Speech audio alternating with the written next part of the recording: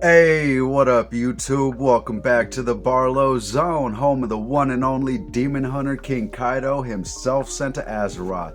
How's everybody doing today? I hope, man, I'm gonna be honest, I really hope y'all didn't make the same mistake I did. Man, it was a beautiful morning. I slept better than I have in weeks. I woke up feeling refreshed and energized. I was ready to go. And I was happy because I knew there was a chance that the chapter was going to be available today, right? Not guaranteed. Like it used to be, on Thursdays the scanlations would be up or whatever. But now, it could be any time between Thursday and Saturday. But I knew there was a good chance. It's Friday. So I was happy. I'm energized. I open up YouTube, get scrolling. Oh, cool. Matt's got his chapter review posted. That means the chapter's up. Let me go check that out. Y'all, I'm gonna be honest. I'm not putting a time cap on myself on this one. If at any point you feel like checking out, I will not blame you. This one's got me feeling raw. Like Oda reached into my chest and pulled my heart out and made me watch Emu Domi Reversi that muff. Like y'all, I had to sit through at least an hour. What time is it now? An hour and a half of just good vibes jams. And then, I messed up. I listened to this really beautiful song by Mammoth WVH. If y'all don't know, it's Eddie Van Halen's son. He has this song called Distance. If y'all haven't seen it, go check out the music video, especially if you read this chapter. You're already going to be in your feelings. If you're a fan of Eddie Van Halen or the band, beautiful song. But I made a mistake of watching that one last on my playlist, and it's kind of got me back in my feelings a little bit. So just as a heads up, y'all, I'm gonna try and keep the raw emotion to a minimum, but there were a couple times in this chapter where I just the tears were going. I couldn't fight them back. It was a dam had busted. I had to put my notes down. I had to put my phone down, stop reading, just lean forward, like take a breather, wipe the tears, like. So I'm gonna try and keep that out of this, y'all. Like, but this one's raw. This one. Anyway, I want to start off by mentioning this. This cover story was really nice. A big nod to Alice in Wonderland, obviously, with Perona chasing Rabbit Mihawk. Even thinking that he's Mihawk. Really nice cover story. I am sure there's something hidden here. I'm gonna be honest, after I read the chapter, I had no brain power or capacity left over to think about anything else. If you do, for whatever it's worth, there's something here. I know it. Like, Oda's a brilliant writer. He knows that the offering he was bringing this week was a decimator. This man's a genius. There has to be something hidden here. Maybe I'll get into it later. I would love to see some stuff on Tumblr or X, not even just directed at my pages, but like, if y'all got some, run with it. Like, I'm going to be all over seeing that here in the next few days. Let's go ahead and dive into the chapter, though, because looking at my notes here, I am really feeling like this one is going to be closer to a review than a reaction, because Oda was firing on every cylinder. I had a reaction to just about every panel. I'm going to try to keep it concise and stick to some of the big ones. And then I do have a theory that I'm going to be presenting at the end of the video, because I'm not sure if this one's going to run very long or whatever. I will put a timestamp here if you just want to get into the theory and skip over the raw emotional reactions. Go ahead, get there. It's an interesting one that I am hoping some people will give me some time to delve into. But to begin, we got, first thing I noticed getting into the chapter, I mean, it does seem like the framing was a little different with Newgate, Linlin, Garp, Kaido, and Roger, right? Like, as we find out later on in the chapter, even though they're standing there, they may not still be able to hear what's being said between Zebek and Emu. And that I thought was really interesting, but I really thought was more curious is the fact that Emu's still diced up. Like, I don't know if it was just me or if anybody else was assuming that, we've seen the God's Knights put themselves back together relatively quickly. Why does Emu seem to be struggling? Or is it one of these, flex moves where Emu's all, I don't even need to put myself back together and heal to still own you, fool. Like, whatever, I'll let you think you did damage. Like, power move on Emu's part. Like, we all love to talk about power scaling, right? Like, ever since Dragon Ball Z, ever since the 90s, my entire life, manga and anime fans have loved to talk power scaling. So this is just something to keep in mind when we start trying to power scale Emu, is the fact that he tanked some hits from 6 of the strongest people to ever people in this universe, and still did his thing without even bothering to recuperate from it. So we'll just keep that one in mind when we start power scaling. What I really like this panel because it has a lot of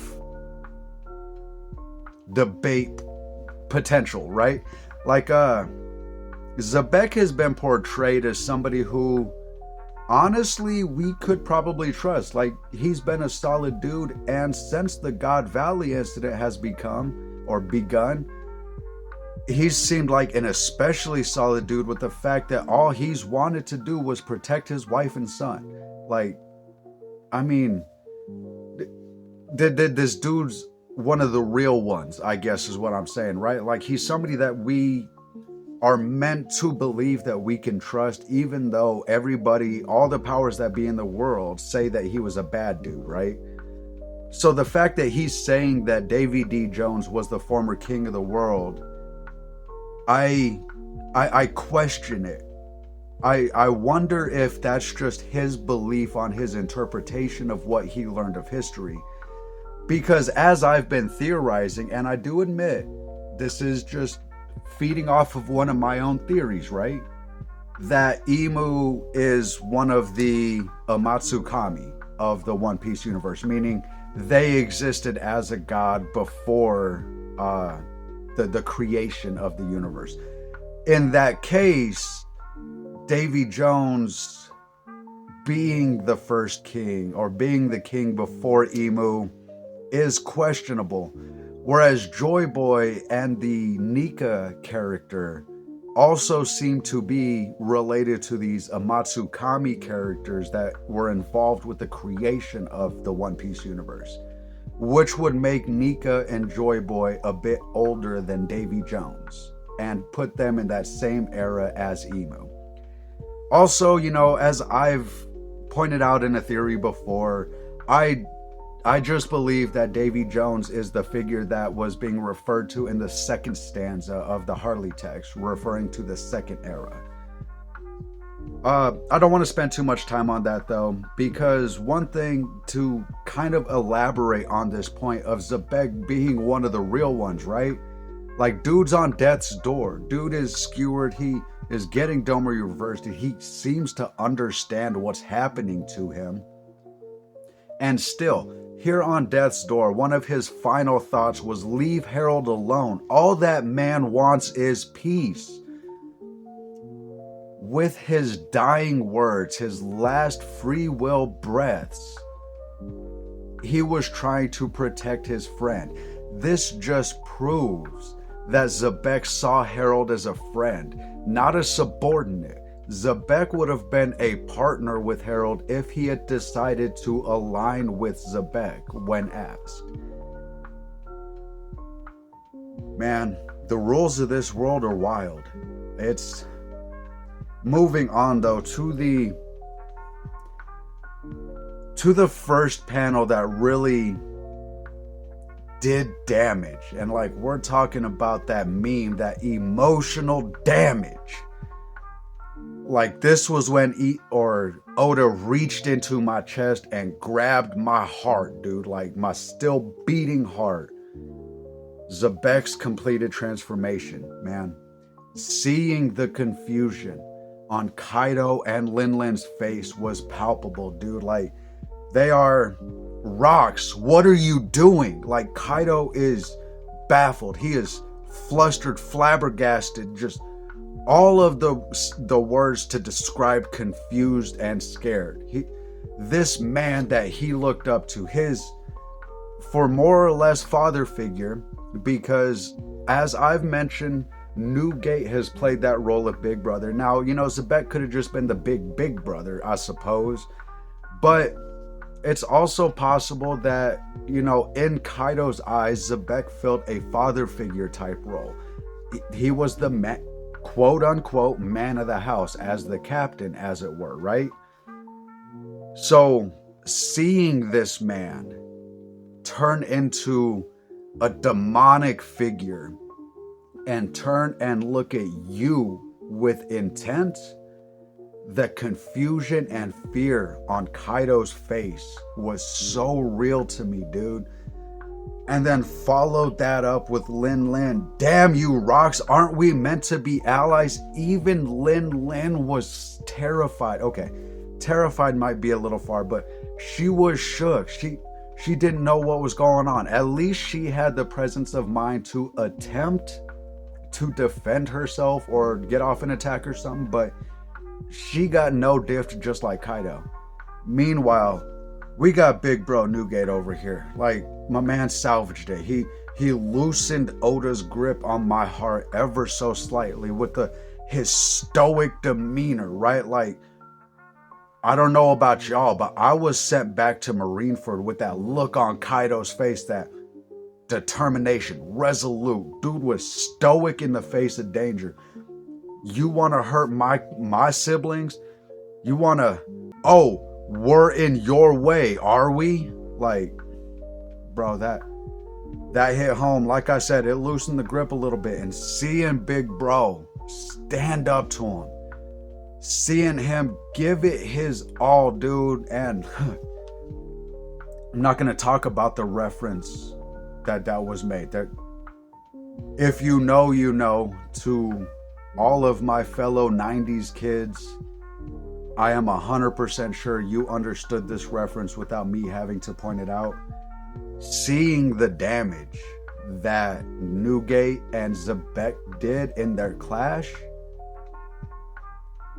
my man wasn't at his peak yet, but it's very, very clear why he would go on to be known as the world's strongest man, right? Like, not even at his peak, and he is defending himself, at least for a little bit, against demonic Domi Reversied unleashed Davy D. Zebek. My man Newgate, no matter what, dude, in the end, I cannot stand for anybody trash talking Newgate. It just, my man's a rock. He is a pillar of Timothy Chatson in the One Piece universe. My man stands for family and he's about that business. Like, he protects his own. All right, enough with the white beard glazing. We're going to move on. I do want to take a second. As much as I praise Oda's ability to write a palpable, convincing, emotionally driving story, right? Like, I constantly put Oda's writing ability on the level of Shakespeare. Like, when all is said and done, I don't think Oda can fumble the ending to his story hard enough to take it off the level of a Shakespearean classic. Like, what Oda is crafting, narratively speaking, is a masterpiece. But this, well, I got it written down here in my notes. This, if it were an art piece on display in a museum, it would be a portrait of impending doom. Like, the artwork is beautiful. I can't praise Oda enough for his writing, but I gotta take a second to step back and realize Oda is a magnificent artist as well. I also, because I was zoomed in looking at a bunch of stuff while I was making my notes, I caught this one right here. And I want to pose a tinfoil hat question if I can real quick. Was Magellan part of Roger's crew? I'm gonna move on from there because Daddy Dragon in complete despair right here was another one of those panels. Like, with everything that's going on, being reminded that my main man Dragon is also in despair. All he wanted to do was save these babies. He lost one. All he wanted to do was make sure he got this last baby to safety. Protect one tiny child. And he's sitting there like, I couldn't even do that, man. This chapter's tearing me apart, y'all. It's not beginning to end. We ain't even got to the end, but y'all see it. Y'all will see it here in a bit. Moving on. We got fully transformed Zebek, right? Rampaging, tearing through, trying to fulfill the wish of Emu now that he is fully Domi reversied. And we got him bearing down on Eris and Teach. Like this, at this point, now I want to give a shout out to the best homie over on Discord. Like you're a real one, homie, and I want you to know I am so appreciative that you are cool with me being a sounding board. Even if you don't respond, I know you busy with life, but I was keeping her updated as I'm reading. I'm taking screenshots. I'm sending her my thoughts as I'm going, right? And I get to this part. I'm gonna black out the name or whatever. I'm not gonna put her screen name up here. But I do want to get the screenshot of what exactly I said, because I'm fumbling over my exact words right now, but at this point was when I was crushed.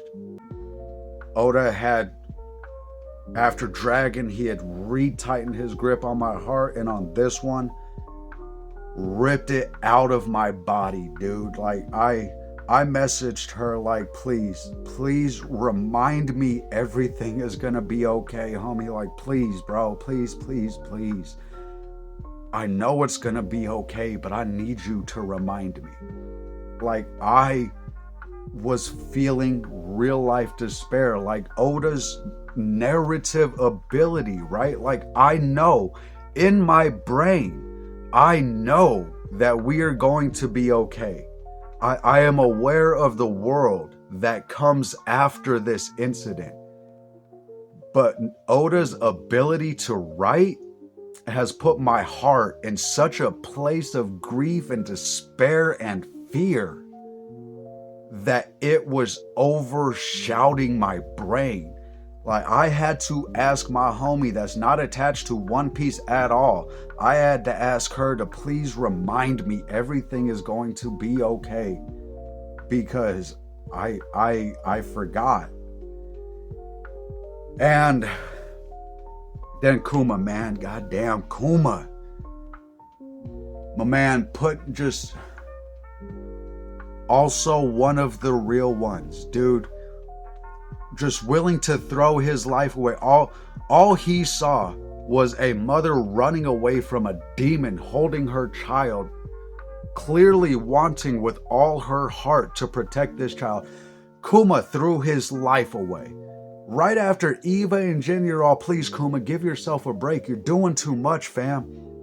Kuma saw this, and instinct, nature, his innate personality was, nah, my life's over. Willing to throw it all away. Like, please. There is a reason that Kaido and Kuma are my favorite characters in this story. Sometimes it's hard to explain because they have both played villain in this story. But there is a reason that these two men stand as the pinnacle of my characters in all of One Piece. Above Luffy, above Zoro, above Sanji, above Jinbei, above Frankie, above Robin, above Shanks and Dragon, above Garp, Rogers, Kobe, like above all these fools. Nobody stands above Kaido and Kuma. And this right here, man, this is just another example of why Kuma is him, dude. Like, this type of man cannot exist in the real world. This is somebody that everybody strives to be, even though we know we can never even emulate. But to go ahead and bring ourselves to the final panel, when I got here, now I do want to mention, because I did grab a screenshot of the editor's notes from the spoilers. I'm going to make sure, I couldn't quite get just this note, but I do want to point out that the editor was questioning whether or not this was a voice of all things moment between Zebek, Garp, and Roger. Wow, that was weird with the tongue. Sorry, my lips are dry. I was crying all morning, y'all. I did not drink enough water. I don't have an opinion about the voice of all things moment yet. On the surface, knee-jerk reaction, yeah, it could very well be. I look forward to having the mental capacity to delve into that. But I want to look at my reaction to this moment. You got what was it? I couldn't decipher whether or not it was Garp or Roger asking the question, because like tear-stained cheeks, I was misty veiled eyes trying to read through the end of this chapter. So I couldn't tell who was asking, why do you look like that? But then Zebek, man, we now know with a strong enough will, you can fight the power of Domi Reversi to an extent. But this panel, all right, let's delve into this panel, because this was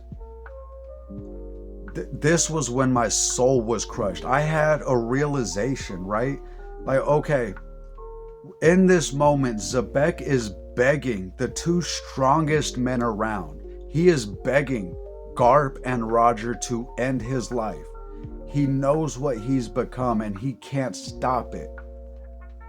He attempted, like, dude wanted to believe in his crew. Like, understand, please, if you are still with me at this point in the video, let me know in the comments. Hey, Barlow, I'm still here. Hey, understand, Zebek gave his crew the first chance.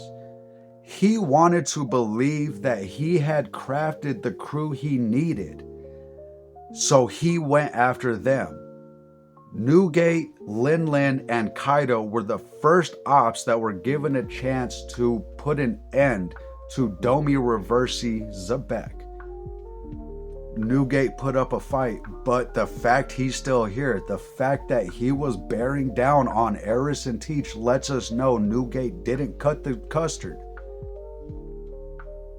So, in his despair, in his perhaps final moments of free will, he reached out to these two men that he perceived to be the strongest. Like, guys, I need you to end me.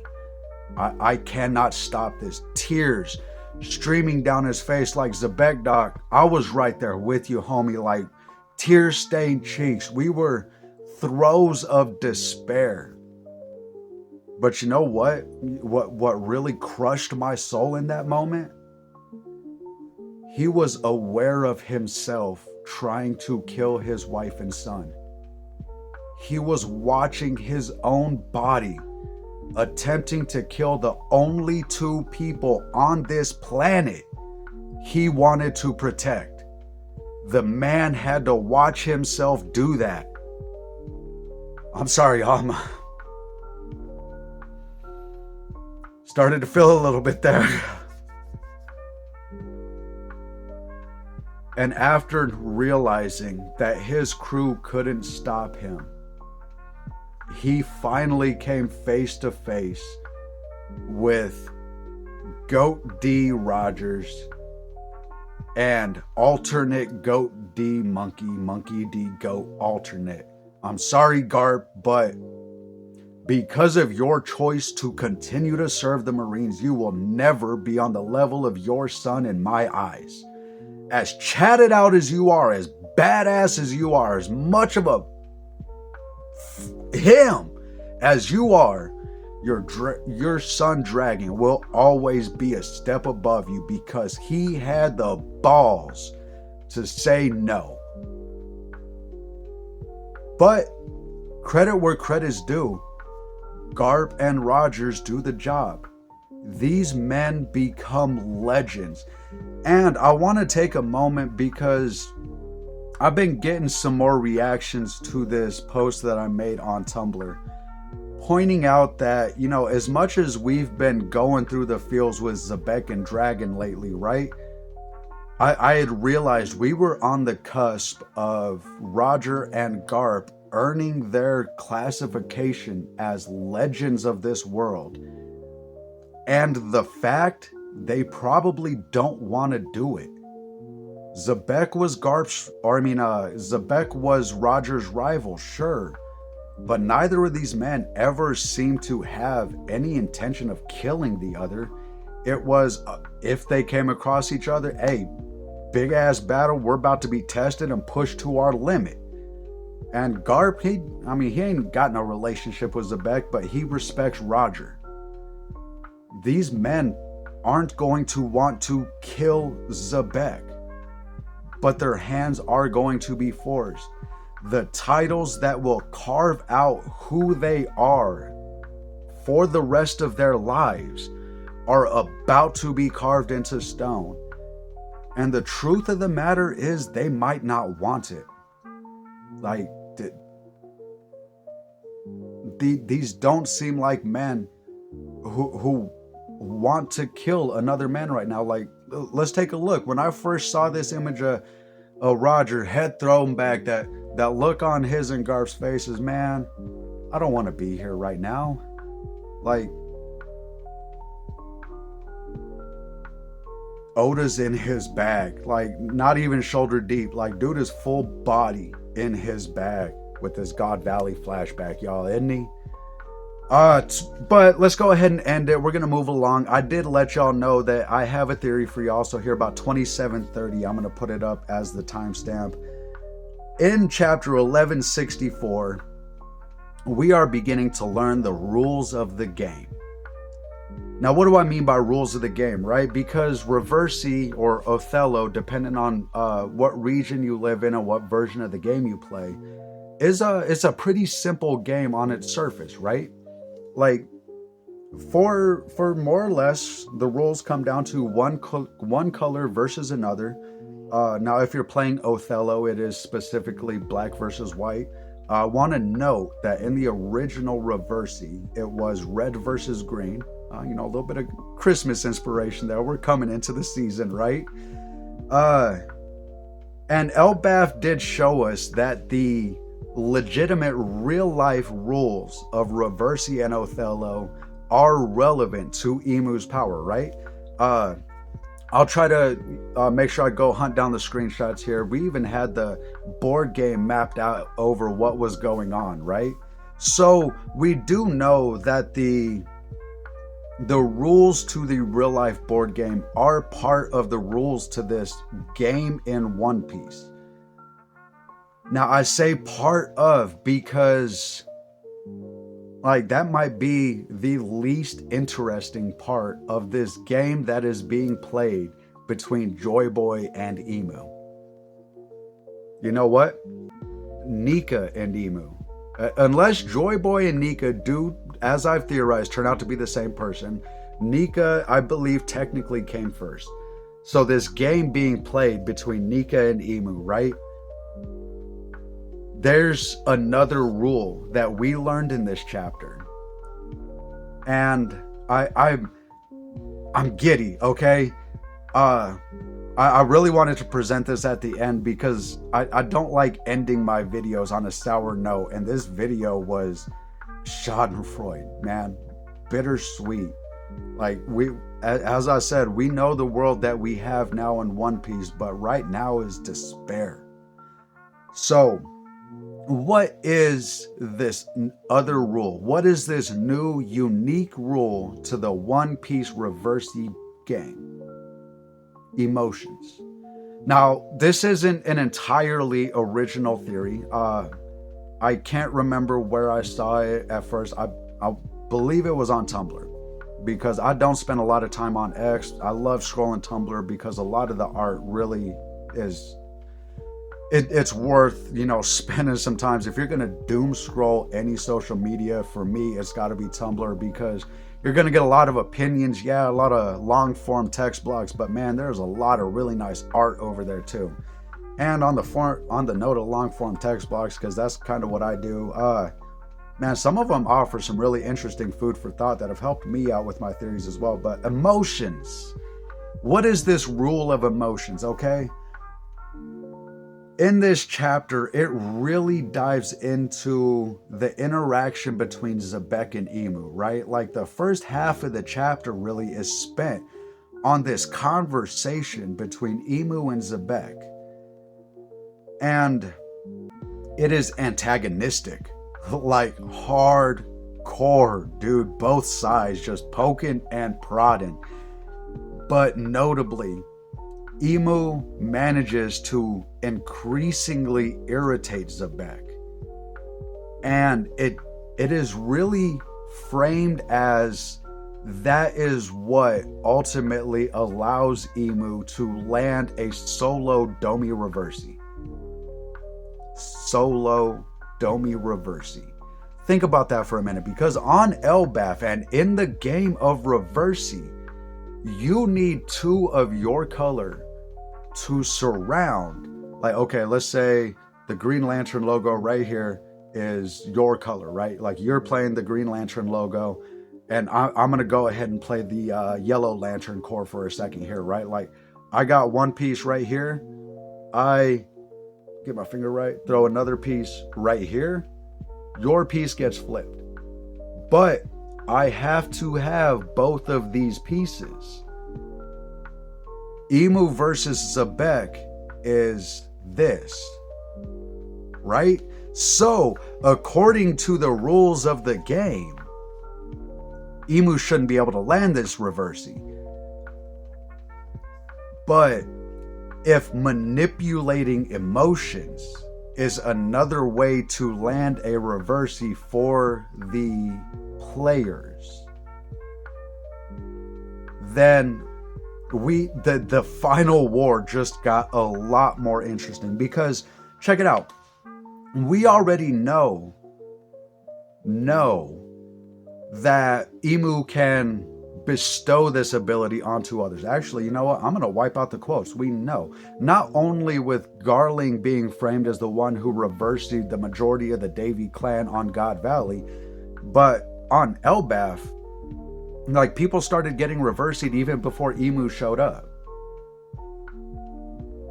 Or, I mean, okay, let's say Emu showed up and that's when Reversi started, right? He's still one piece, meaning he had to endow somebody else with that power to become a second piece to trigger the first Reversi of an Elbaf resident, if that makes sense. I really hope that makes sense to y'all.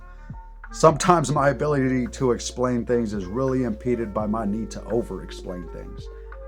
But anyway, why is this interesting? Because Luffy also seems to be able to endow other people with his powers.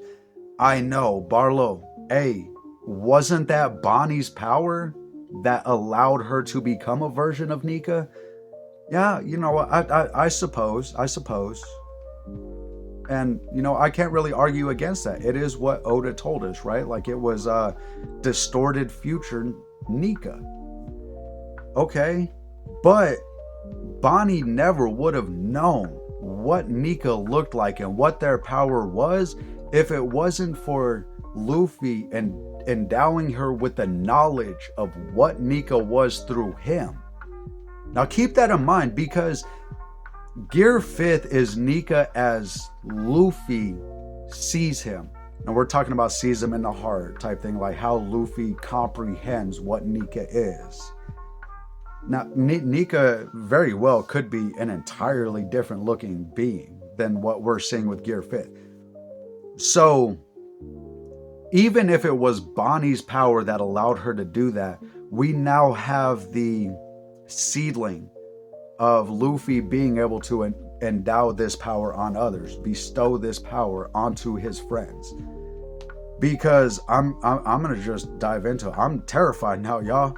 Like, yeah, I don't think Luffy is susceptible to this Domi Reversi, but Zoro or Sanji or Jinbei, I mean, there's no reason to believe that they could do any better than Zebek, being aware of the heinous BS that they are being forced to do while having no power to stop themselves from doing it. We need some kind of hint that perhaps Luffy can play this game the same way that Imu does. Now, he's probably not going to be going around stabbing people with his little, awakening cloud or whatever. But bear in mind what Oda defined Nika as. Nika, the word Nika, is defined as the sound of a smile. And we've been told constantly that Joy Boy is perceived through the drums of liberation. That's what let the giant on Egghead know. That's what let Zunesha during Wano know that Joy Boy had returned. They heard the drums of liberation. So perhaps Imu needs to make contact in this manner that he has shown versus Zebek for stronger beings, perhaps, whereas Luffy, Joy Boy, Nika, they just need to be able to get that heartbeat. I don't know if y'all could hear that drums of liberation. They just need to get that reverberating in the target's ears to be able to trigger a potential solo reversi. Now, that's just a theory, y'all. That's my theory after reading this chapter. Oda has presented us a new and unique rule to this game of reversi being played in One Piece. I would love to know what y'all think. As always, fam, let me know in the comments what y'all think of this one.